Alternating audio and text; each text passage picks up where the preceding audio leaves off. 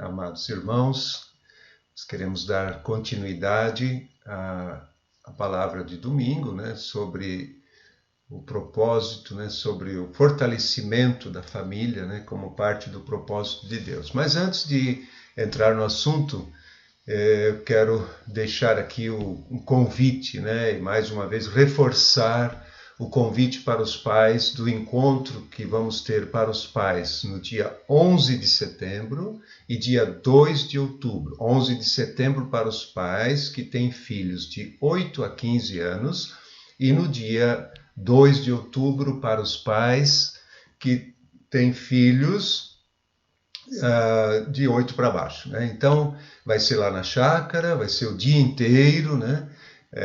A gente está mandando aí pela secretaria os detalhes, valores e tudo mais, mas eu queria dizer para você não perder essa oportunidade de receber mais este reforço. A gente está ministrando palavras, tudo, mas isto assim, não abrange as partes práticas do dia a dia que o encontro desse vai trazer. Então, aproveite esse recurso a mais que o Senhor está nos dando, né?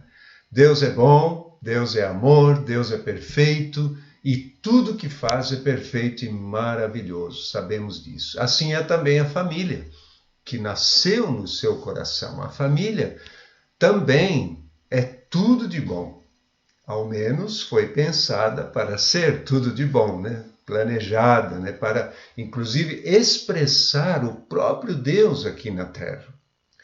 Mas sabemos que houve a queda e o inimigo tem, então, desde então, né, trabalhado incansavelmente para destruir e desvirtuar tudo que Deus criou. E um dos seus focos de atenção é a família, para destruir a família.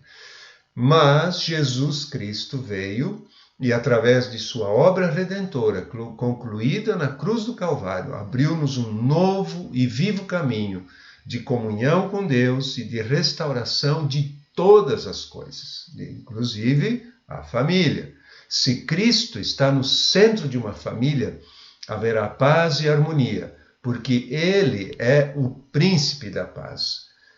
Se a família não está bem, pode mudar, pode ficar bem. O próprio Deus está totalmente interessado em nos ajudar. E conte também, né, com os irmãos, com a igreja, com pessoas mais experientes que também têm muito que contribuir e podem ajudar aqueles que estão tendo alguma dificuldade.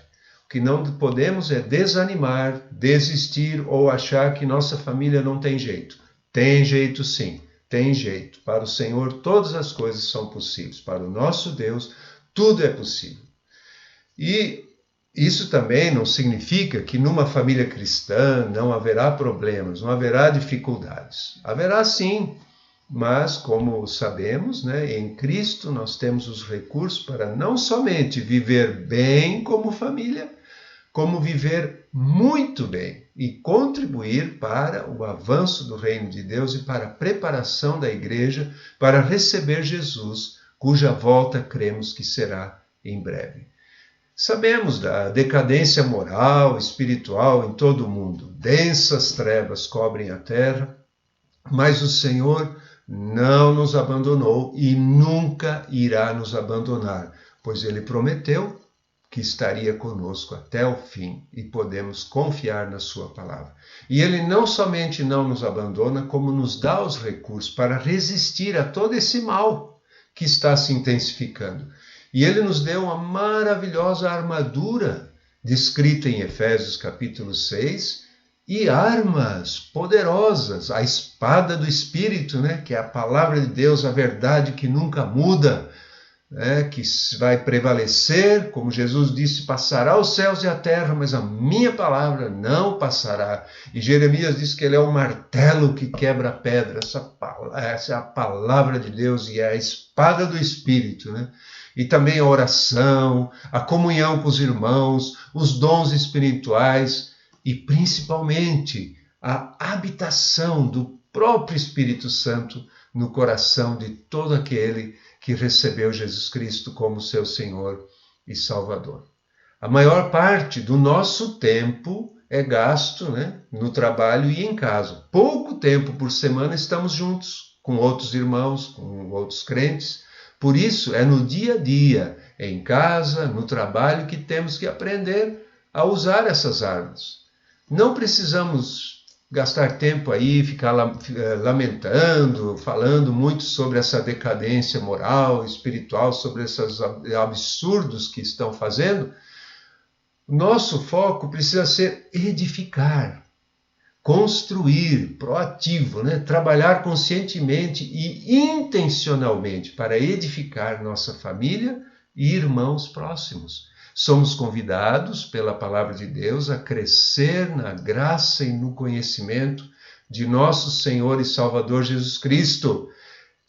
Estas são palavras, as últimas palavras do apóstolo Pedro em sua segunda carta. E o contexto onde ele fala isso, bem no finzinho ali, né, no capítulo 3, ele está falando sobre a volta do Senhor, né? Então é nesse contexto que ele nos chama, nos encoraja a crescer em Cristo, viver de maneira santa e piedosa, esperando, nas palavras dele, esperando e apressando a vinda do dia de Deus. E como que nós fazemos isso?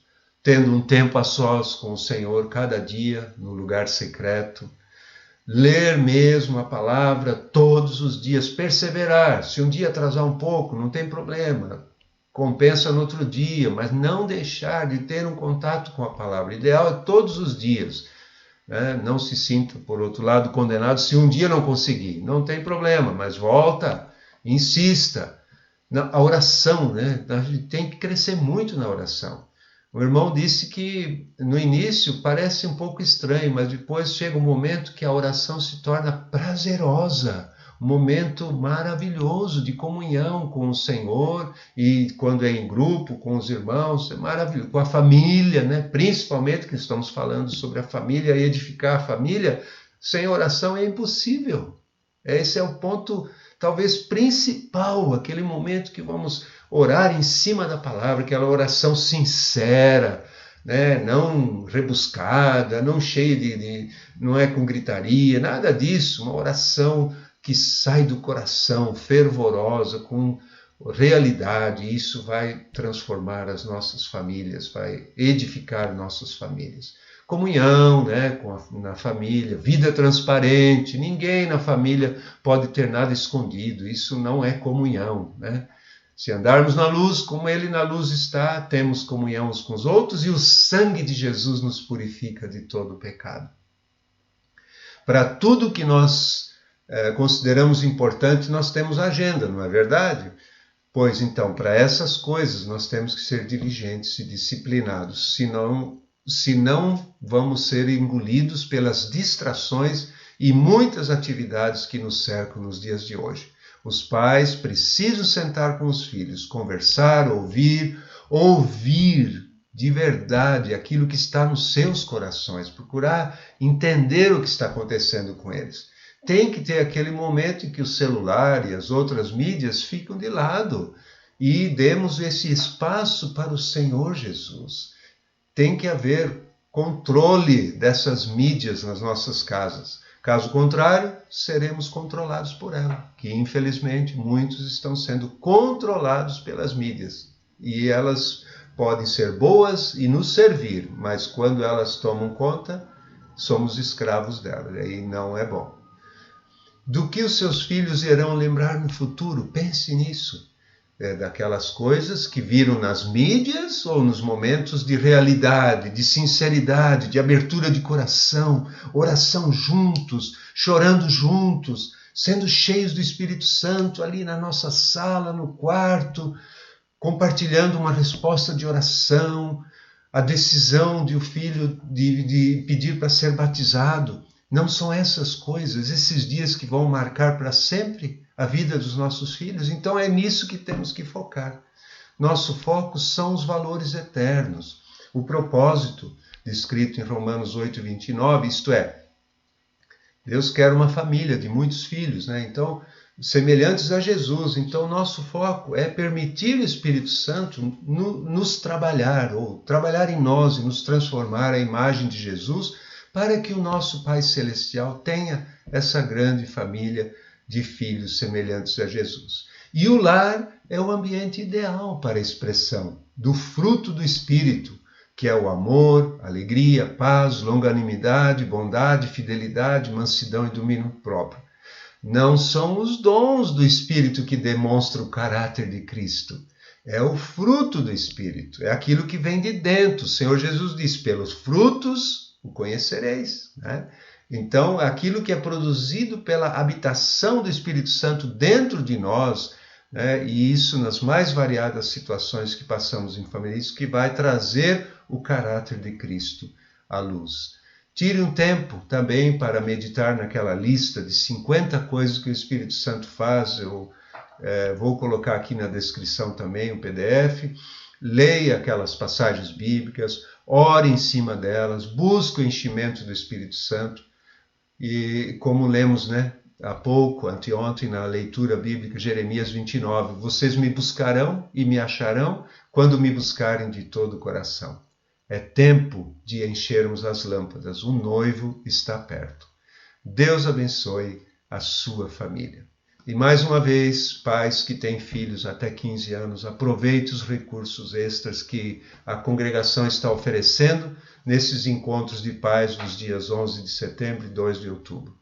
Ouça também essa canção do Asaf, né? Família, um projeto de Deus. Deus te abençoe, Deus abençoe a sua família.